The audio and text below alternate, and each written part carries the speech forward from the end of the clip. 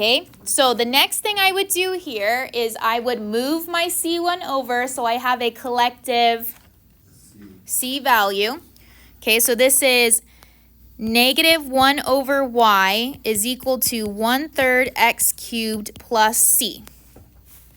Okay, before I do anything else, because I obviously want to get y by itself, but since I have these fractions in here, it's going to make us have like 1 over c, and it's just going to change a bunch of things. So at this point here, I'm going to plug in my initial condition of 1, 1. So I'm plugging in 1 for x and 1 for y. So I have negative 1 divided by 1 is equal to 1/3 times 1 cubed plus c. And remember, this is a particular solution now, so I'm actually going to have a c value. So this gives me negative 1 is equal to 1/3 plus c, which means c is equal to, close, negative 4/3. Okay, negative 1 is negative 3 over 3, minus 1 is negative 4 over 3. Okay, so then I have negative 1 over y is equal to 1/3 x cubed minus 4/3. I'm then going to get rid of that negative by multiplying the negative all the way across. And I have 1 over y is equal to negative 1/3 x cubed plus 4/3. And then I'm going to take the reciprocal of everything. And then since I have the same denominator at this moment of 3, when I take the reciprocal, I can combine this into one fraction.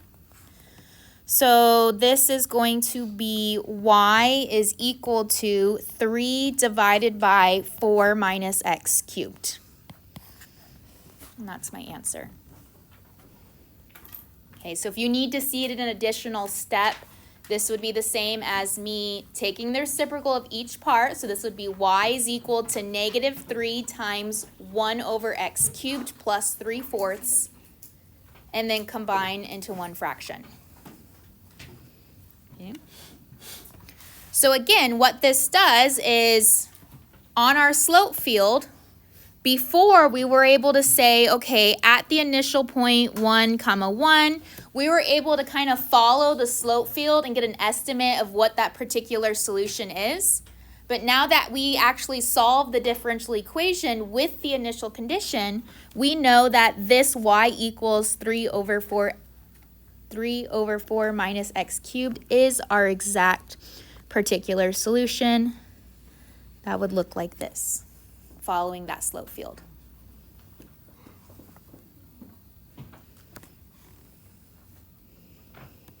Okay, so again, the same steps as the last notes. We are separating the variables, integrating, okay, getting y by itself as much as possible, plugging in our initial condition to find c, plugging c back in, and then getting everything in terms of y where y is by itself. Any questions on 1? Okay.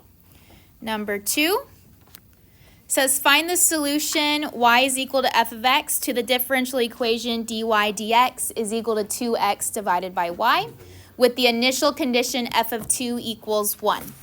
So first I have dy dx is equal to 2x over y. So I'm going to multiply both sides by dx and multiply both sides by y. So I have y dy is equal to 2x dx. Then I'm going to integrate each side.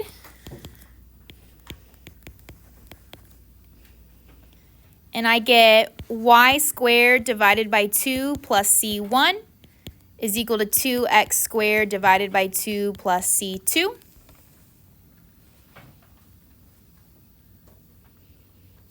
Okay. I'm going to cancel out these 2's here. And then when I move my c1 over, I'm going to have one collective c. So this is 1/2 y squared is equal to x squared plus c. Okay, so before I continue to isolate y, because that's going to mess with my plus c, okay, I'm going to first plug in my initial condition. So x, I'm going to plug in 2, y, I'm going to plug in 1. So I have 1/2 times 1 squared is equal to 2 squared plus c. So this gives me 1/2 is equal to 4 plus c, which means c is equal to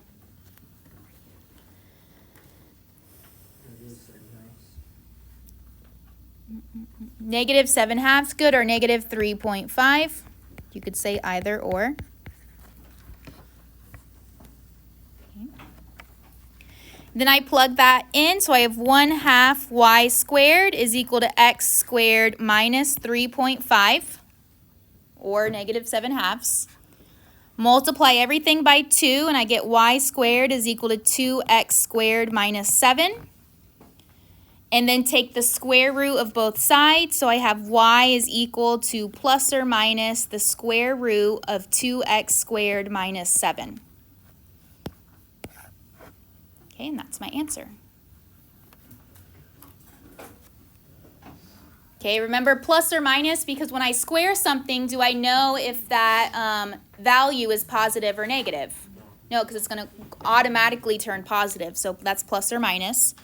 So if I plot my initial condition point of 2, 1, okay, and I was to follow the slope field, this top part here would be the positive square root. So this is the positive square root of 2x squared minus 7. And the negative part is going to go down this way. That is the negative square root part of my particular solution. Okay, so that entire curve there is representing the particular solution. Okay. Any questions on 2?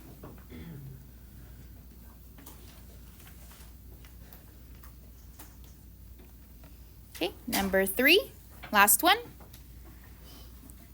Says find the solution to the differential equation dy dx is equal to y plus 2 times e to the x with the initial condition y of 0 is equal to -1. So first I have dy dx is equal to the following. I need to separate my variables, so I would multiply one side by dx and the other side I will divide by y plus 2. So I have 1 over y plus 2 dy is equal to e to the x dx. Okay, when I integrate this, what will I have for my first integral? Good, natural log absolute value of y plus 2 plus c1 is equal to, what's the second integral? E to the x plus c2. Okay. From here, I'm just going to move c1 over so I have one collective c. So natural log of absolute value of y plus 2 is equal to e to the x plus c.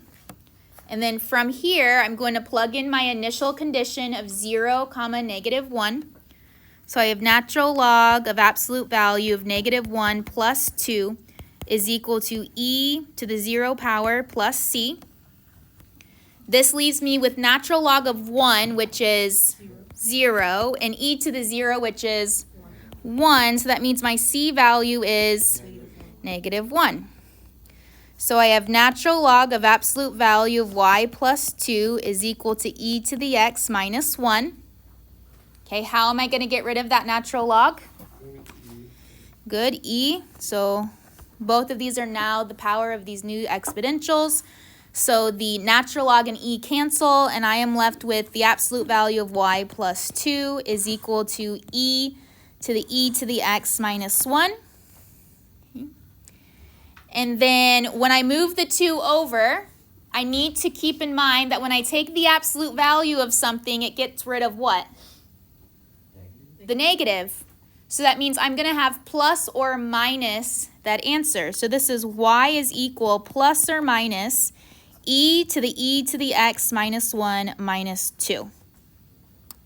They don't expect you to simplify that further. Okay, you can. You could simplify that to be e to the x divided by e to the 1. But that's just going to turn messy. Okay. So if I was to plot my initial condition of 0, -1, okay, my positive e to the x minus 1 minus 2 is this part going up. Okay, and my negative portion of that is this part going to the left. So that entire function is representing my particular solution to the following differential equation at 0, -1.